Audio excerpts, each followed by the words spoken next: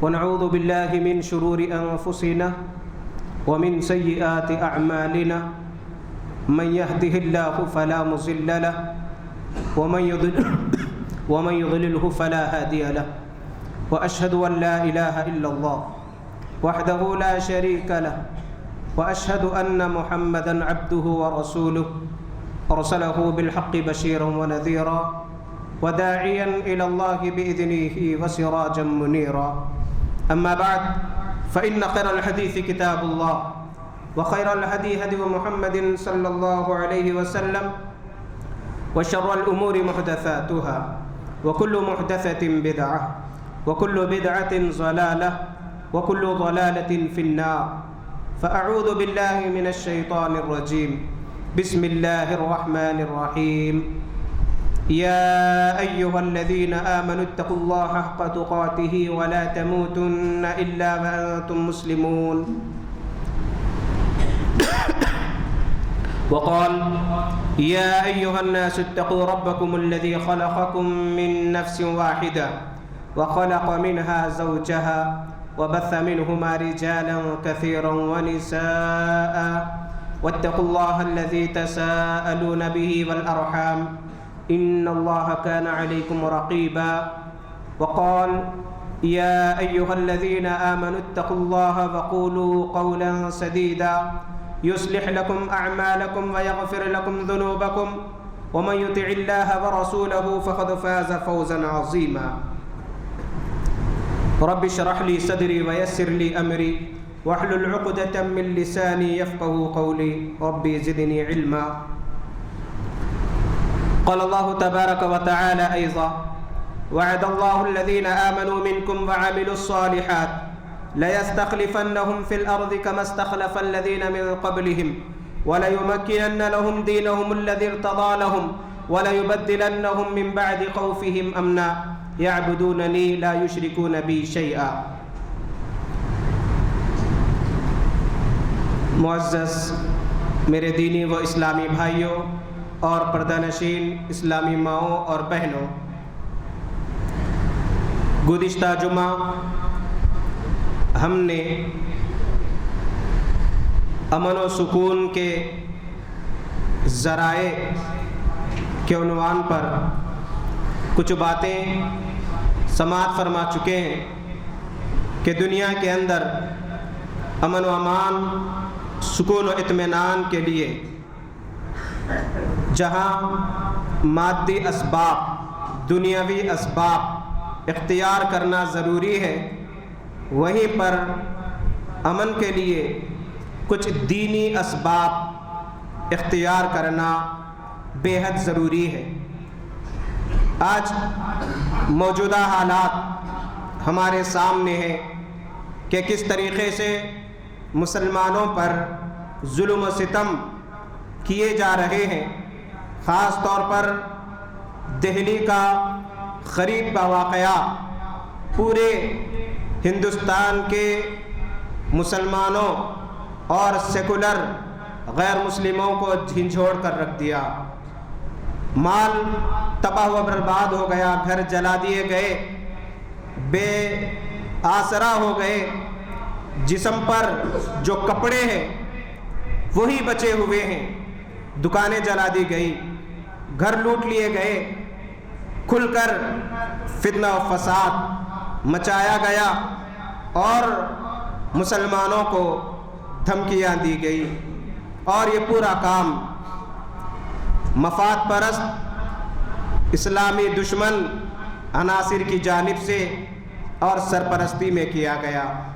ایسے حالات میں ہماری ذمہ داری ہے کہ ہم امن و امان کو برقرار رکھیں، امن و امان کے لیے دعائیں کریں، جیسے کہ ابراہیم علیہ السلام نے دعا کی تھی، رب اجعل ھذا بلدا آمنا، الہی اس شہر کو امن و امان کا گہوارہ بنا دے۔ ہر دعا میں، ہر موقع پر اس دعا کا ہم کو اہتمام کرنا چاہیے اور ان مظلوم مسلمانوں کے لیے دعائیں کرنا چاہیے کہ اللہ تعالیٰ انہیں دین پر، ایمان پر ثابت قدمی عطا فرما، اور جو لوٹ لیا گیا اس کا نعم البدل اللہ تعالیٰ عطا کرے، اور دیگر مسلمانوں کو یہ توفیق عطا فرمائے کہ وہ بھرپور طریقے سے ان کی ہر ممکن مدد کرے۔ معزز سامعین، آج جو معاشرے میں بے چینی بے قراری کا ماحول پیدا ہو چکا ہے اور بڑھ رہا ہے، ایسے حالات میں دین پر استقامت، ایمان پر ثابت قدمی ہر ایک کے لیے ضروری ہے۔ یہی چیزیں ہمیں تکلیفیں برداشت کرنے کے لیے تیار رکھ سکتی ہے۔ 5 اسباب یا 6 اسباب امن و امان کے قیام کے لیے ہم نے سنا تھا کہ ایمان اور تقوی امن و امان کے لیے بے حد ضروری ہے۔ نماز کی پابندی ایمان و امن کے لیے، امن و امان کے لیے بے حد ضروری ہے۔ قرآن مجید کی تلاوت امن و امان کے لیے ضروری ہے۔ اللہ کا ذکر کثرت سے اس رب کو یاد کرنا جو دنیا کے اندر امن و سکون نازل کرنے والا ہے، اس کو یاد کرنا یہ امن کے لیے بے حد ضروری ہے۔ وہیں پر اسلامی تعلیمات پر مکمل عمل کرنا، اسلام سے محبت کرنا، اسلام کی ترویج و اشاعت کرنا اور اسلامی تعلیمات کو قبول کرتے ہوئے عمل کرنا یہ امن کے لیے بے حد ضروری ہے۔ وہیں پر سلامتی کی دعائیں کرنا، 2 باتیں اسلامی تعلیمات پر عمل کرنا اور اسلام کے پیغام کو یا دعا کو عام کرنا گزشتہ جمعہ ہم نے سنا۔ تیسری جو بنیادی چیز ہے امن و امان کے سکون کے لیے بے حد ضروری ہے، وہ ایمان اور عقید توحید پر استقامت۔ آج سکون کو لوگ پارکوں میں تلاش کرتے ہیں، آج سکون کو لوگ ناجائز اور حرام چیزوں میں تلاش کرتے ہیں، آج سکون کو لوگ مختلف طریقوں سے حاصل کرنے کی کوشش کرتے ہیں۔ تفریحات کی جاتی ہے، آرام اختیار کیا جاتا ہے، دنیاوی اسباب مہیا کیے جاتے ہیں، ہر ممکن طریقے سے یہ کوشش کی جاتی ہے کہ ہم کو سکون و اطمینان قرار مل جائے۔ لیکن وقتی طور پر اگر سکون مل بھی گیا تو یہ وقتی سکون ہوگا، لیکن ہمیشہ اور پائیداری کا جو سکون ہے وہ رب العالمین ہی عطا کر سکتا ہے۔ دنیا کے بڑے بڑے سرمایہ دار غیر مسلم ہر چیز موجود رہنے کے باوجود سکون کی نعمت سے وہ محروم ہے، سکون کی نعمت سے محروم ہے، اور جب یہ سکون انہیں نہ ملے تو یہی چیز انہیں خودکشی کرنے پر آمادہ کرتی ہے۔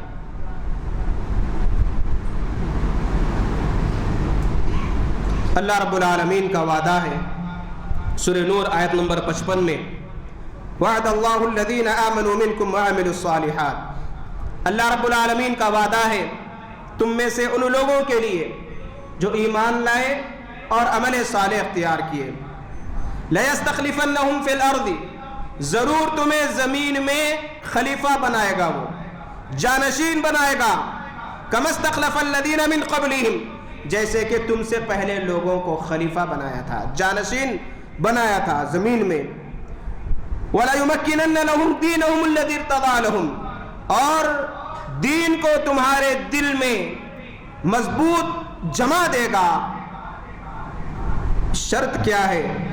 اور وَلَيُبَدِّلَنَّهُمْ مِنْ بَعْدِ خَوْفِهِمْ أَمْنًا، خوف کو، بے چینی کو، بے قراری کو امن میں بدل دے گا۔ آج کے ماحول کے حساب سے یہ آیت فٹ ہوتی ہے۔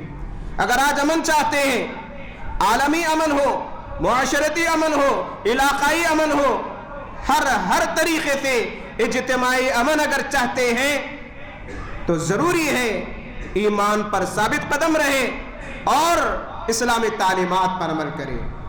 تو ایسے لوگوں کے لیے رب کا وعدہ ہے کہ انہیں زمین میں جانشین بنائے گا۔ کیسے جانشین؟ جیسے صحابہ کرام کو بنایا تھا۔ بڑی بڑی حکومتیں اس وقت موجود تھی، لیکن اسلامی انقلاب پوری حکومتوں کو تہس نہس کر دیا۔ مسلمانوں کے نام سے لرز جاتے تھے بڑی بڑی حکومتوں کے لوگ. عمر رضی اللہ تعالی عنہ کی خلافت کی آج بھی غیر مسلم مثالیں دیتے ہیں. ابو بکر رضی اللہ تعالی عنہ کی آج بھی مثالیں دی جاتی ہیں کہ کس طریقے سے دنیا کے اندر امن و امان قائم کیے تھے یہ لوگ. اور ان کے بعد کئی لوگوں نے، کئی صحابہ نے، تابعین نے امن قائم کیا. یہ ایمانی طاقت تھی. اور پورا اسلام کے ماننے والے امن و امان کے لیے امن کا گہوارہ بن کر امن کا پیغام عام کرنے لگے، لوگوں کے لیے باعث رحمت بن گئے تھے. تو کیا شرطیں ہیں دنیا کے اندر خلافت کے لیے، دنیا کے اندر امن کے لیے؟ یعبدوننی لا یشرکون بی شیئا، کہ بندے میری عبادت کرے، میرے ساتھ کسی اور کو شریک نہ کرے. یہ دو چیزوں پر عمل کر لیں گے تو دنیا مٹھی میں ہو جائے گی. آج ہمارا ایمان کمزور ہے. آج شرک کسی نہ کسی طریقے سے چور دروازوں سے ہماری صفوں میں داخل ہو رہا ہے. اسی طریقے سے توحید کیا ہے؟ ایک اللہ کو ماننا، اس اللہ کی عبادت کرنا، اس اللہ کو حاجت روا مشکل کشا سمجھنا، اس اللہ کے لیے ہر چیز قربان کرنے کے لیے تیار رہنا. ایسے ہی جیسے وعدہ کیا گیا، قل ان صلاتی ونسکی ومحیای ومماتی، اے نبی صلی اللہ علیہ وسلم آپ کہہ دیجئے ان صلاتی میری نماز، ونسکی میری قربانی، ومحیای ومماتی میرا جینا میرا مرنا، للہ رب العالمین، ایک اللہ کے لیے ہو. ہر کام اللہ کی رضا کے لیے اگر ہم کریں گے تو یقیناً امن و امان ہمیں نصیب ہوگا، سکون نصیب ہوگا. اگر اس کے باوجود بھی اگر آزمائشیں آتی ہیں تو یہ ایمان کی قوت، یہ ایمان کی طاقت ان مصیبتوں کا مقابلہ کرنے کے لیے ہمیں تیار رکھتی ہے. کس طریقے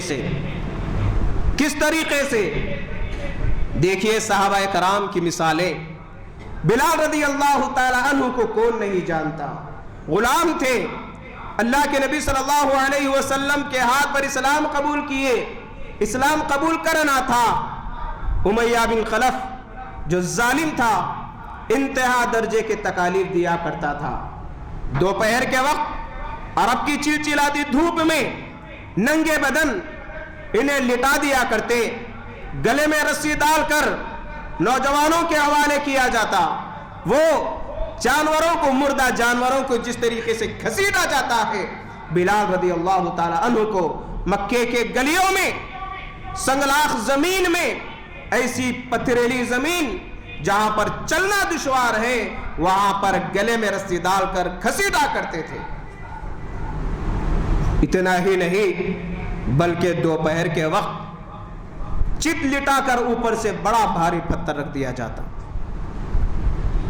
کہا جاتا کہ جس دین پر ایمان لائے اسے چھوڑ دو ورنہ تکلیف برداشت کرتے کرتے تڑپتے تڑپتے مر جاؤ.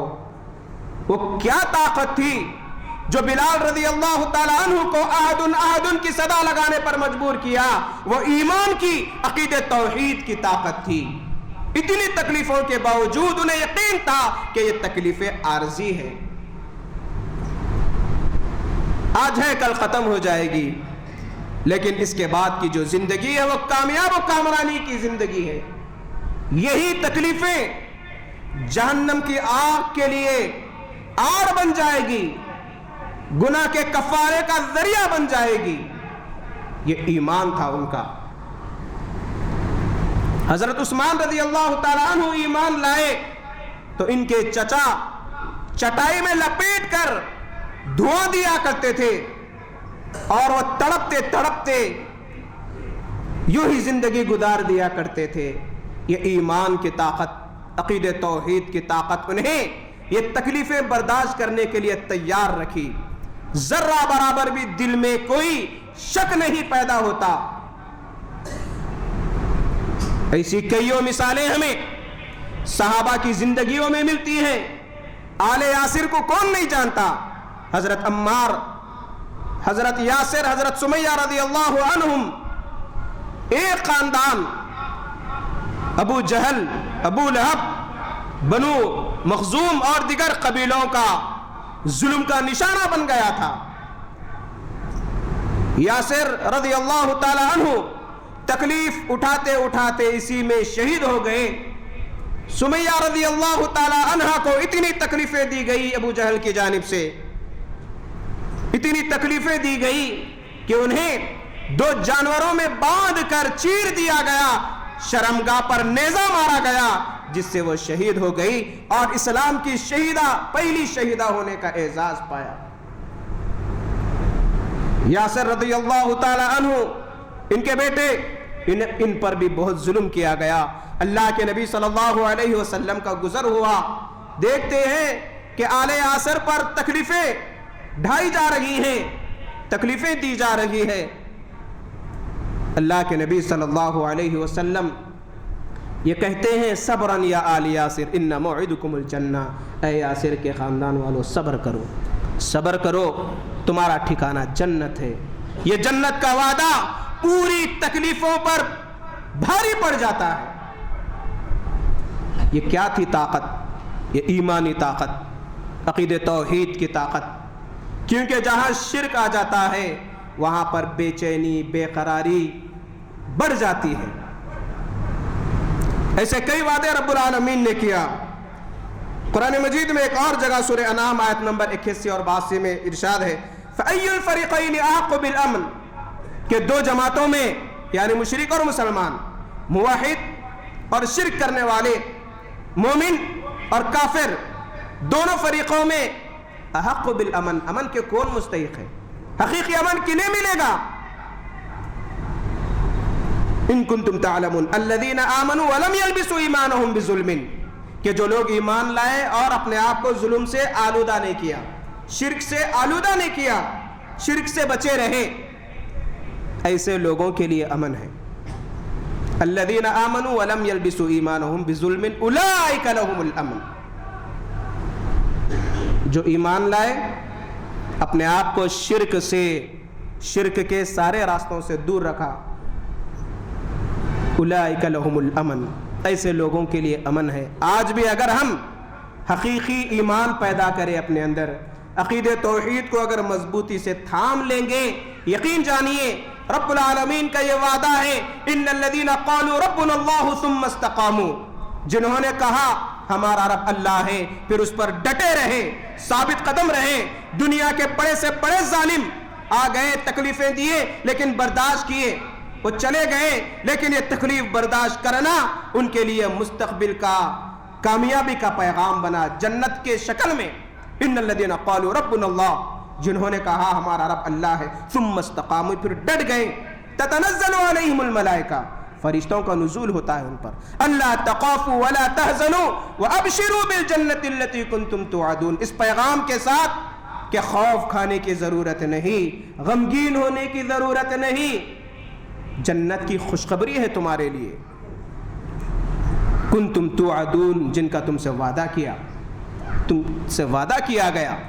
تو یہ پیغام ہے آج موحدین کے لیے، یہ پیغام ہے اہل ایمان کے لیے، یہ پیغام ہے توحید پر ثابت قدم جو رکھتے ہیں ان کے لیے حالات سے ڈرنے کی ضرورت نہیں۔ ظالم کتنے تکلیفیں کیوں نہ ڈھائے، بدنام کرنے کی کتنی کوششیں کیوں نہ کی جائے، عرصے دراز زندگی کا کس طریقے سے تنگ کیا جائے، کوئی بات نہیں۔ صحابہ کی مثالیں ہمارے سامنے ہیں۔ مسلمان ڈرنے والی قوم نہیں، مسلمان گھبرانے والی قوم نہیں، مسلمان کا عقیدہ اللہ کی ذات پر ہے اور یقین ہے کہ جو رب مصیبتیں نازل کر سکتا وہی رب امن و امان بھی عطا کر سکتا۔ اگر اللہ چاہے تو ظالموں کو ایک جھٹکے میں تباہ و برباد کر سکتا ہے، جس طریقے سے فرعون اور نمرود کو کیا، لیکن اللہ کی مہلت ہے، ممکن ہے ہمارا صبر ہمارے گناہوں کا کفارہ بن جائے گا۔ اللہ تعالیٰ سے دعا ہے الہ العالمین ہم تمام کو عقیدہ توحید پر ثابت قدم رہنے کی توفیق عطا فرما۔ الہی موحدین کے لیے جو وعدے کیے گئے ہم تمام کو ان وعدوں کا حقدار بنا دے۔ الہی شرک اور اس کے اسباب سے ہم تمام کو دور رہنے کی توفیق عطا فرما۔ الہی عقیدہ توحید کے پیغام کو بہتر طریقے سے غیر مسلموں کے سامنے پیش کرنے کی توفیق عطا فرما، تاکہ اسلام سے محبت ہو جائے انہیں، تاکہ مسلمانوں سے نفرت ختم ہو جائے، تاکہ اسلام کی حقانیت عام ہو جائے۔ الہ العالمین جہاں کہیں مسلمانوں پر ظلم ہو رہا ہے الہی مظلوم مسلمانوں کی مدد فرما۔ الہی دہلی میں جن مسلمانوں کے گھر لوٹ لیے گئے الہی ان مسلمانوں کی مدد فرما۔ جو ظالم ظلم کیے ہیں تو ان کے لیے کافی ہو جا، انہیں تباہ و برباد کر دے۔ الہی جہاں کہیں دنیا میں خصوصاً ہندوستان میں مسلمانوں پر ظلم کرنے کی جو سازشیں کی جا رہی ہے الہی ان کی سازشوں کو ناکام و نامراد بنا دے۔ الہی مسلمانوں کو ایمان کی قوت سے مالا مال کر دے۔ الہی ہمیں جب بیمار ہے صحت عاجلہ شفاء کاملہ عطا فرما، جو پریشان حال ہیں ان کی پریشانیوں کو آسانیوں میں بدل دے۔ الہی یہاں جتنے بھائی جتنی بہنیں بیٹھی ہوئی ہیں الہی تمام کی دلی مرادوں کو جائز تمناؤں کو اپنے فضل و کرم سے پوری فرما دے۔ ربنا آتنا فی الدنیا حسنۃ وفی الآخرۃ حسنۃ وقنا عذاب النار وقنا عذاب القبر وقنا عذاب الحشر اللهم انا نسألك الجنة اللهم اجرنا من النار اللهم احفظنا من كل بلاء الدنيا وعذاب الآخرة بارك الله لنا ولكم في القرآن العظيم ونفعنا وإياكم بالآيات والذكر الحكيم إنه تعالى جواد كريم ملك بر رحيم رب حليم